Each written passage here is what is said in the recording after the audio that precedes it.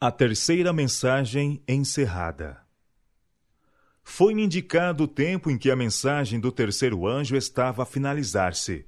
O poder de Deus havia repousado sobre seu povo. Tinham cumprido a sua obra e encontravam-se preparados para a hora de prova que diante deles estava. Tinham recebido a chuva serôdia, ou o refrigério pela presença do Senhor, e se reanimara o vívido testemunho. A última grande advertência tinha soado por toda a parte, e havia instigado e enraivecido os habitantes da terra que não quiseram receber a mensagem. Vi anjos indo aceleradamente de um lado para outro no céu. Um anjo com um tinteiro de escrivão ao lado voltou da terra e referiu a Jesus que sua obra estava feita, e os santos estavam numerados e selados. Então vi Jesus, que havia estado a ministrar diante da arca, a qual contém os 10 mandamentos, lançar o incensário. Levantou as mãos e com grande voz disse: Está feito. E toda a hoste angélica tirou suas coroas quando Jesus fez a solene declaração: Continue o injusto fazendo injustiça, continue o imundo ainda sendo imundo, o justo continue na prática da justiça, e o santo continue a santificar-se. Apocalipse capítulo 22, verso 11. Cada caso fora decidido para a vida ou para a morte. Enquanto Jesus estivera ministrando no santuário, o juízo estivera em andamento pelos justos mortos e a seguir pelos justos vivos. Cristo recebera seu reino, tendo feito expiação pelo seu povo e apagado os seus pecados. Os súditos do reino estavam completos. As bodas do Cordeiro estavam consumadas, e o reino e a grandeza do reino sob todo o céu foram dados a Jesus e aos herdeiros da salvação.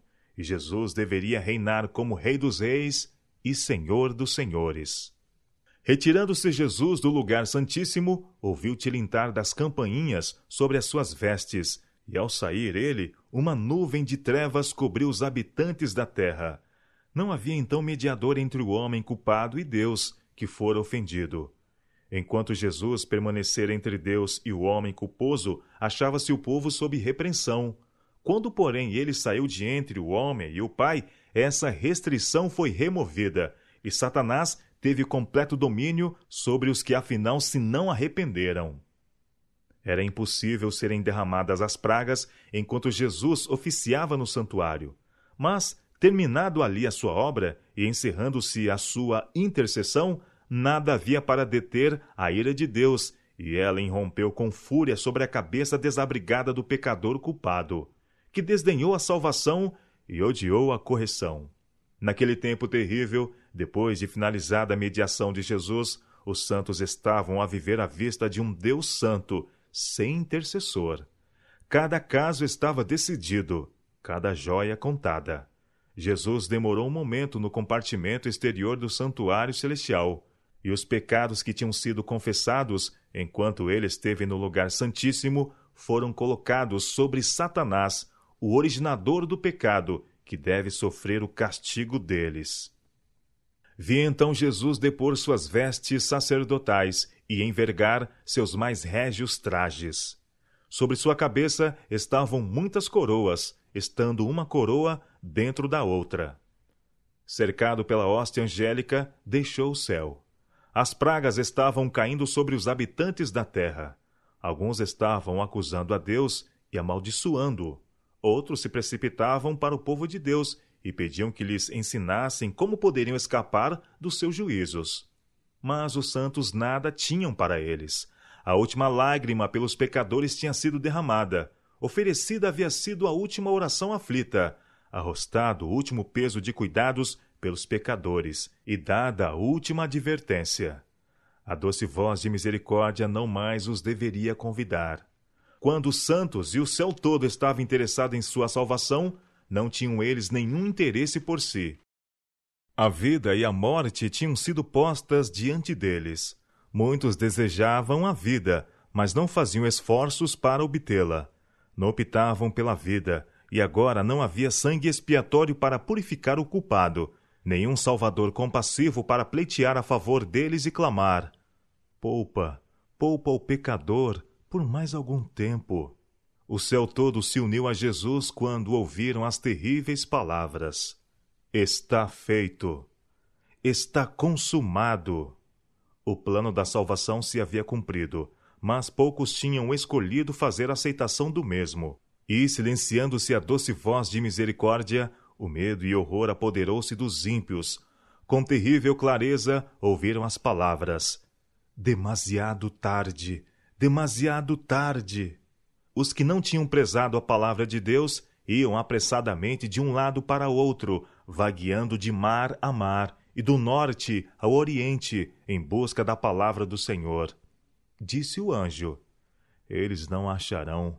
Há uma fome na terra, não fome de pão, nem de sede de água, mas de ouvir as palavras do Senhor.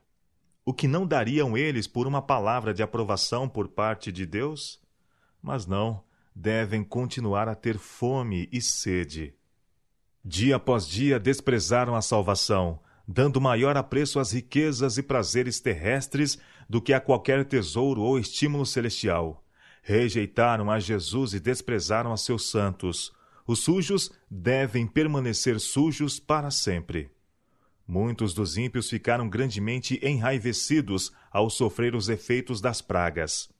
Foi uma cena de terrível aflição, pois estavam amargamente a exprobrar seus filhos, e filhos a seus pais, irmãos a suas irmãs, e irmãs a seus irmãos.